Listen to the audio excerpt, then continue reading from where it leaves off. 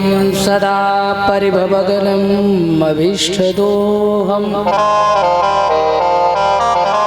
तीर्थास्पदं शिवविरञ्चिनुतं शरण्यम् विद्यार्थिहं प्रणतपालभवाब्धिपोतं वन्दे महापुरुषते चरणारविन्दम्।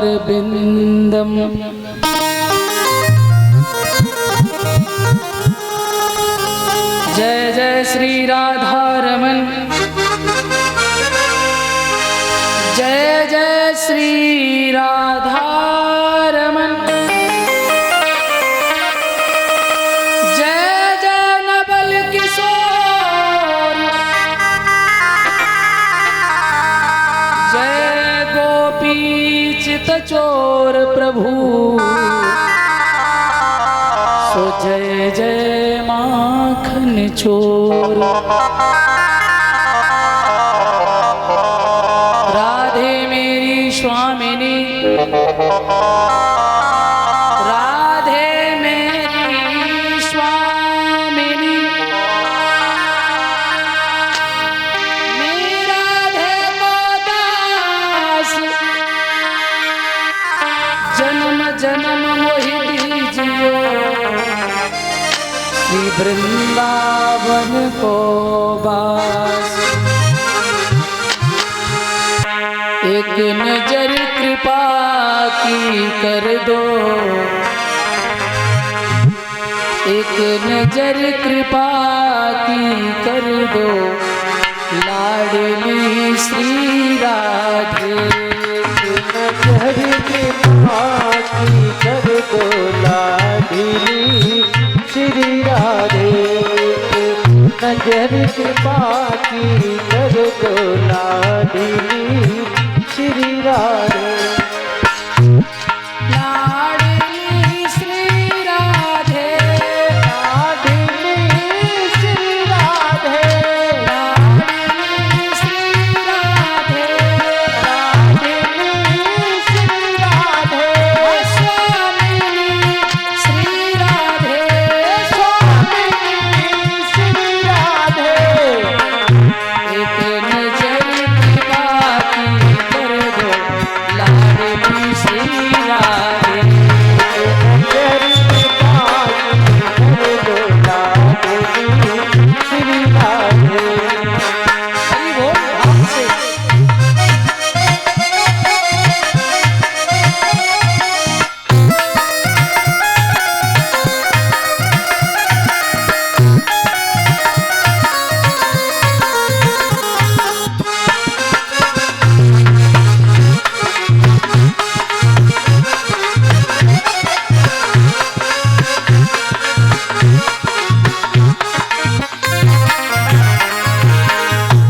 और भक्त कहता है, हे माँ,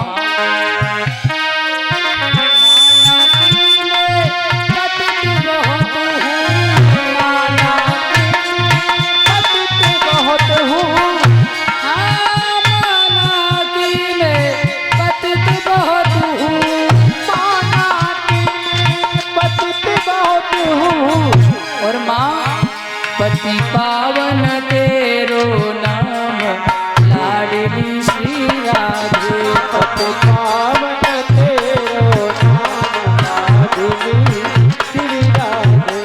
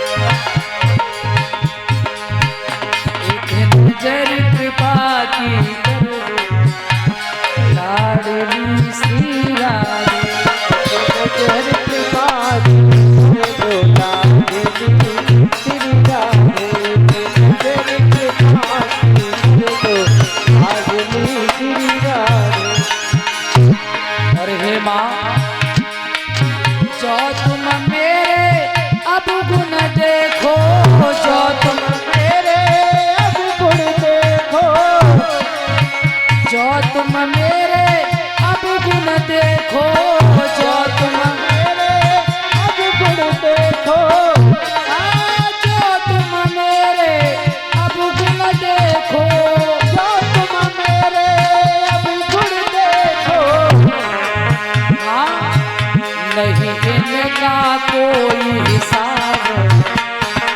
मैं बड़ा अपराधी हूँ माँ, और मेरे अंदर मैं अवगुणों की खान है, आप गुणों की खान है। हे किशोरी श्री राधे, हे माँ, इसीलिए आपको कहते हैं बरसाने वाली, कृपा बरसाने वाली। इसलिए आप अपने चरणों का कृपा पात्र बनाकर हमारे ऊपर कृपा कर दो माँ, हम सभी भक्तों पर कृपा करो। जो तुम मेरे अवगुण देखो, जो तुम मेरे अवगुण देखो, जो तुम मेरे अवगुण देखो, जो तुम मेरे अवगुण देखो, माँ, नहीं इनका कोई हिसाब। लाडली श्री राधे, कोई जाग लाडली श्री राधे। जय हो। आवाज से ताली से लोग प्रिय हैं।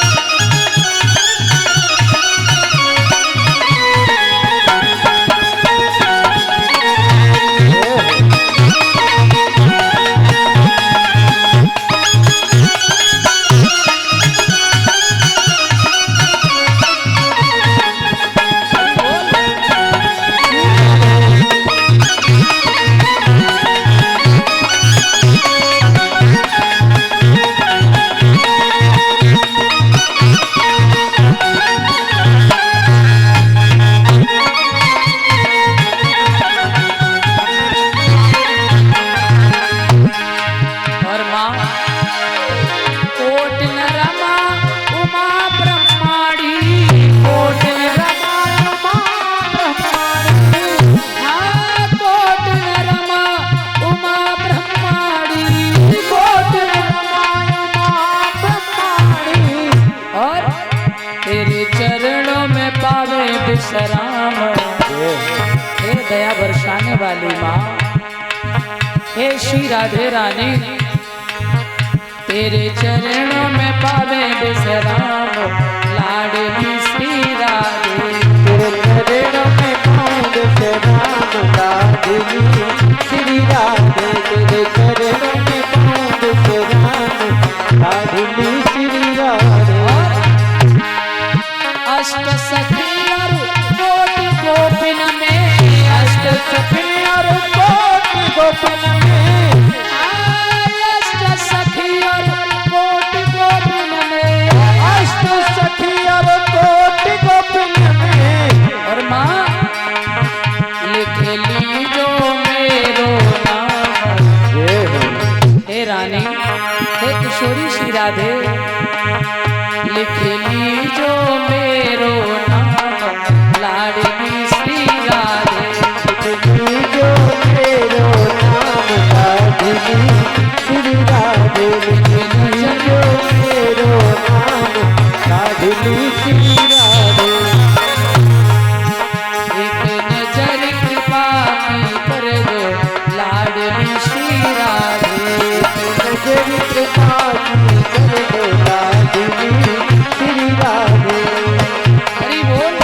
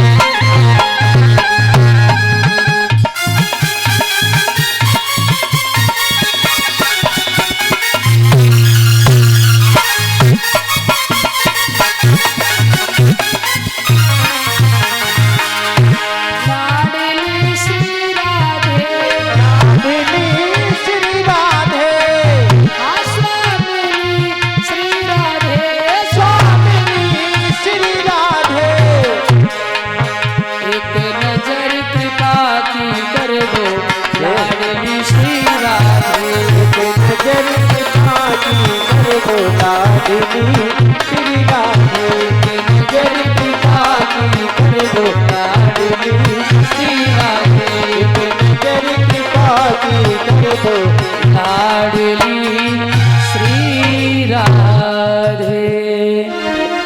बोलिए श्री वृंदावन बिहारी लाल की, जय हो श्री राधा रानी सरकार की, जय हो श्रीमद् भागवत महापुराण की, जय हो बोलिए संत समाज की, जय हो साईं नर्मदेश्वर महादेव की, जय हो परम पूज्य सद्गुरु कुंवर रविराधे जी महाराज की, जय हो स्थान देवता की, जय हो सर्वत्र भगवान की जय हो जय जय श्री राधे श्याम।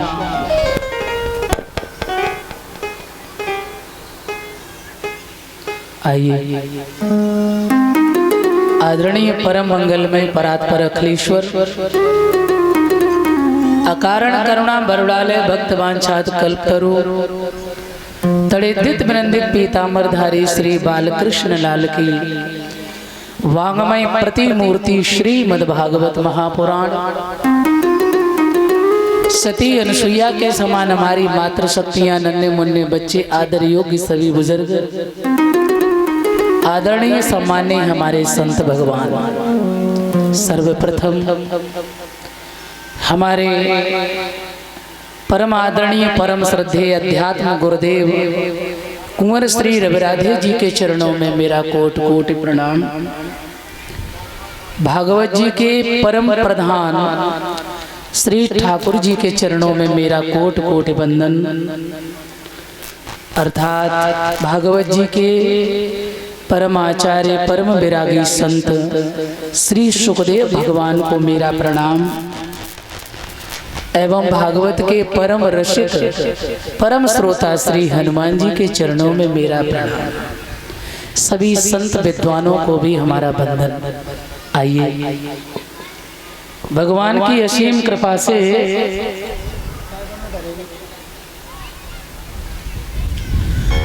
ठाकुर जी की असीम अनुकंपा से श्रीमद् भागवत सप्ताह ज्ञानज्ञ जो है, कल इसका गणेश पूजन हुआ, कलश यात्रा हुई, कथा का शुभारंभ हुआ और आज इसका द्वितीय दिवस है। आप सभी लोग बहुत ही सुंदर कथा का आनंद ले रहे थे।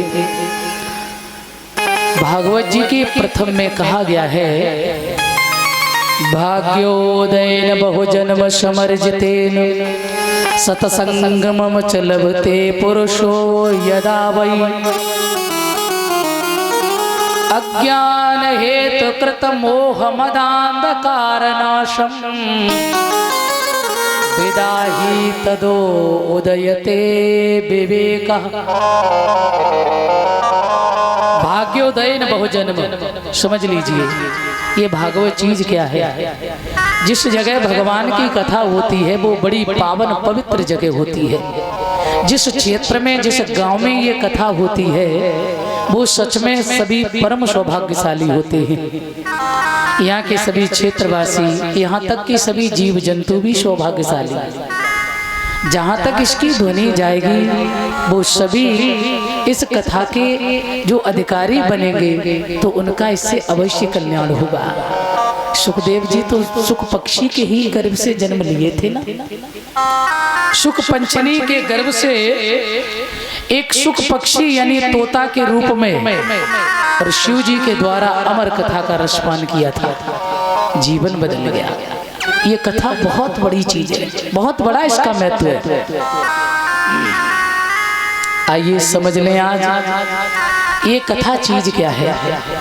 एक नहीं भाग्योदयन बहुजन्म, करोड़ों जन्मों का बहुजन्म।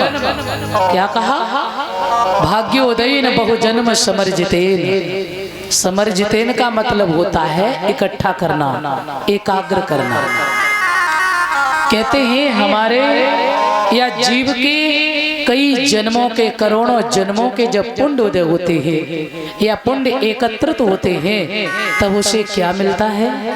बोले सत्संग मम च लभते पुरुषो यदा वै, वही माने होता है निश्चय, ध्यान देना, वही माने निश्चय। ये संस्कृत का मैं हिंदी में अर्थ आपको बता रहे हैं और बिल्कुल संधि विच्छेद करके बताएंगे जो आपके समझ में आ जाए। अज्ञान हेतु कृत कहा है भाग्योदय, भाग्य धन उदय, यानी भाग्योदय। कई जन्मों के जब समर्जितेन माने इकट्ठे हुए और बई माने निश्चित रूप से, बोले निश्चित रूप से हम सभी भक्तजनों के करोड़ों जन्मों के पुण्य एकत्रित हुए, इसलिए आज हमें भागवत कथा सुनने का अवसर मिला। सत्संग मम च लभते, लभते माने होता है प्राप्त करना, बोले तब हमने सत्संग को प्राप्त किया है।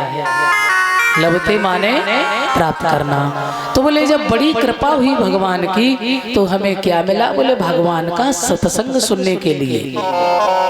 और सत्संग से होता क्या है, तो आगे कहा है अज्ञान हेतु कृत। अज्ञान के हेतु क्या है समझ रहे हो? अज्ञान के हेतु परीक्षित जी महाराज, भगत जी महाराज की जय हो। बोल गोविंद भगवान की। आलस्य आ रहा हो थोड़ा पानी ले लीजिए, क्योंकि कथा में आलस्य नहीं आना चाहिए, और निंद्रा देवी पधारेंगी तो पूरा मामला ही खराब कर देंगी। बोल गोविंद भगवान की। आज मैं आपको ये आज का दिन जो है ना, पहले आप सबसे पहले आज ये समझ लीजिए कथा चीज क्या है और सुनी क्यों जाती है और कैसे सुननी चाहिए, कैसा इसका वक्ता होना चाहिए, कैसा श्रोता होना चाहिए, इसका महत्व कितना बड़ा है। बस आप इतना समझ लीजिए तो आप पक्का 7 दिन की कथा समझ लेंगे। बोल गोविंद भगवान की। तो कहा है अज्ञान हेतु कृत। अज्ञान के हेतु क्या है? अज्ञान के हेतु क्या है?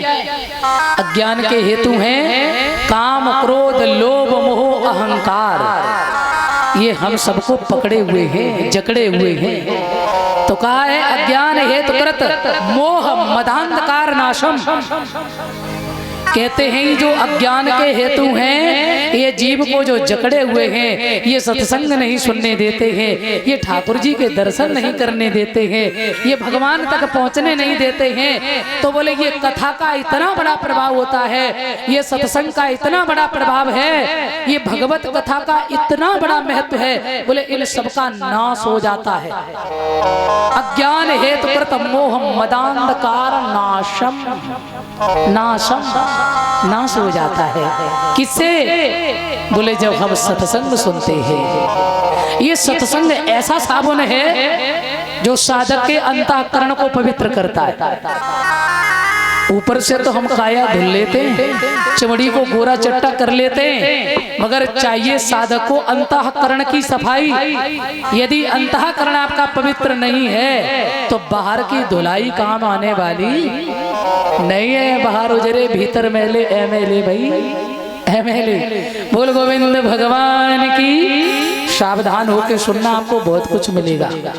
तो आइए अज्ञान के हेतु जो हैं, बोले इनका सत्संग रूपी साबुन से विदा हो जाती है। सत्संग सुनने से ये हमारे अंतःकरण से निकल के बाहर हो जाते हैं। कहा है ना बाबा तुलसीदास ने श्री रामचरितमानस में, माता पार्वती को जिस समय भगवान शिव समझा रहे, हे देवी ये राम कथा वो चीज है, ये भगवत कथा वो चीज है जो जीव के अंदर संशय रूपी पक्षी बैठा होता है ना, राम कथा सुंदर करतारी बताया है। राम कथा सुंदर करता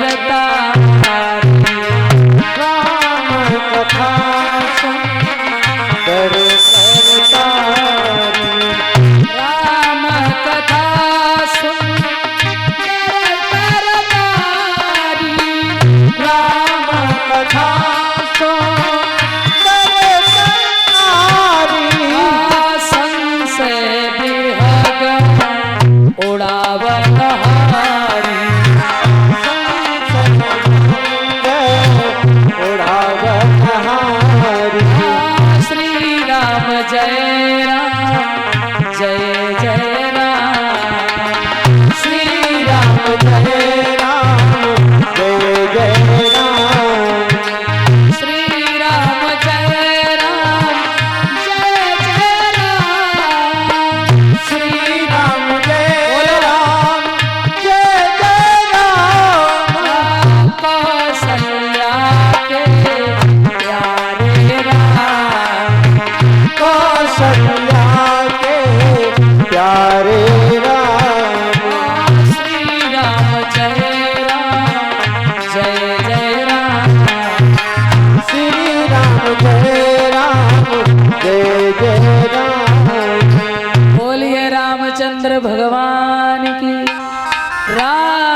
कथा सुंदर करतारी।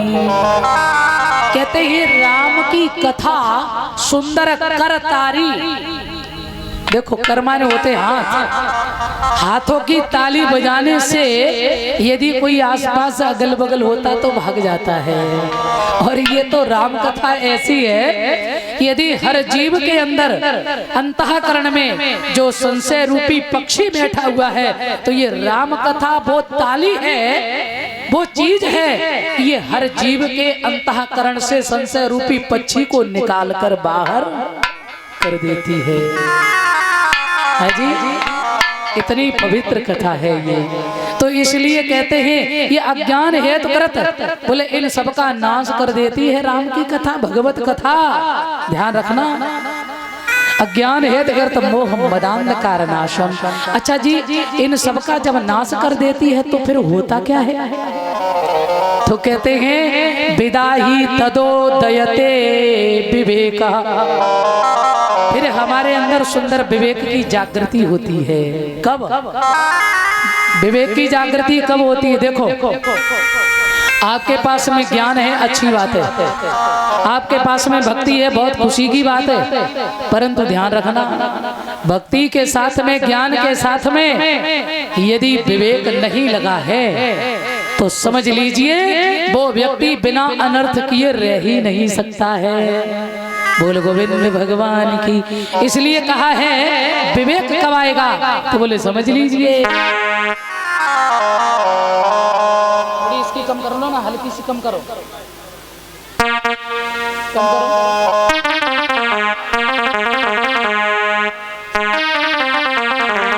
आ जाइए। तो कहा है बिनु सतसंग विवेक न होई, बिनु सतसंग विवेक न होई, बिनु सतसंग विवेक न होई, बिनु सतसंग विवेक न होई। राम कृपा बिन सुलभ न सोए, राम कृपा बिन सुलभ न सोई, राम कृपा बिन सुलभ न सोए, राम कृपा बिन सुलभ न सोई। बिनु सतसंग विवेक न होई। एक में बड़ी अच्छी बात आपको बता दें, हालांकि हमारे यहाँ बूढ़ी मूर्तियां जो बैठी हुई हैं, इन सबका अनुभव हमसे भी अच्छा है, ऐसा नहीं है। मैं तो आपकी बेटी है, कोई व्यास नहीं, कोई शास्त्री भी नहीं है, बस आपकी बेटी है, हमारे से अच्छा आपका अनुभव है। कहते हैं बिना विवेक के ज्ञान सुंदरवान नहीं होता है। आपके पास में रूप है, ऐश्वर्य है, सब कुछ है, यदि विवेक नहीं तो कुछ भी नहीं है, क्योंकि हमसे गलती हो सकती है। भगवान को पाना सरल है, भगवान को पाना बहुत सरल है, मगर उसको रख पाना हमेशा के लिए बहुत कठिन है। पा तो लो। अरे ध्रुव जैसे महान तपस्वी ने 5 वर्ष की उम्र में और 5 महीने में भगवान को प्राप्त कर लिया, लेकिन गलती हो गई थी ध्रुव जी से। क्या वो आप कल सुनेंगे। गलती हो गई थी, फिर भी उन्हें अहंकार भी आ गया और क्रोध भी आ गया। अरे भैया, जिसने भगवान को पायो फिर उसके अंदर ये दोनों चीज होनी नहीं चाहिए। फिर क्यों? क्योंकि कहते हैं ध्रुव ने भगवान तो पाए थे, लेकिन अभी ध्रुव जी को भगवान का सत्संग नहीं मिला था। ये सत्संग जो है ये अंतःकरण को मजबूत करता है, अंतर हृदय से साधना को प्रबल करता है, मजबूत करता है। इसलिए हमें चाहिए अंतःकरण की मजबूती। ध्यान रखना। तो कई जन्मों के जब पुण्य उदय हुए तो हमें क्या मिला? बोले भगवान का सत्संग। और जब सत्संग मिला तो हमारे अंदर जो अज्ञान भरा था उसका नाश हो गया। फिर बोले हमारे अंदर सुंदर विवेक की जागृति हो जाती है। और जब तक विवेक की जागृति नहीं है,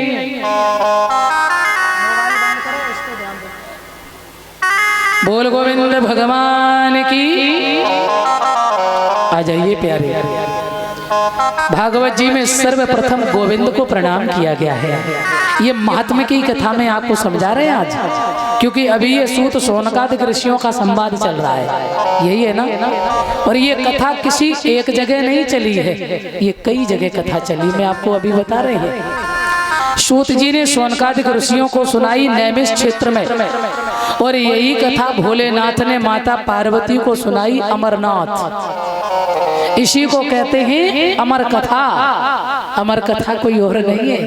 और यही काग वसुंड गरुड़ जी का सत्संग चला है, यही गौकर्ण ने धुंधकारी को सुनाई है। और ध्यान देना, ये सर्वप्रथम किसने किसको सुनाई है?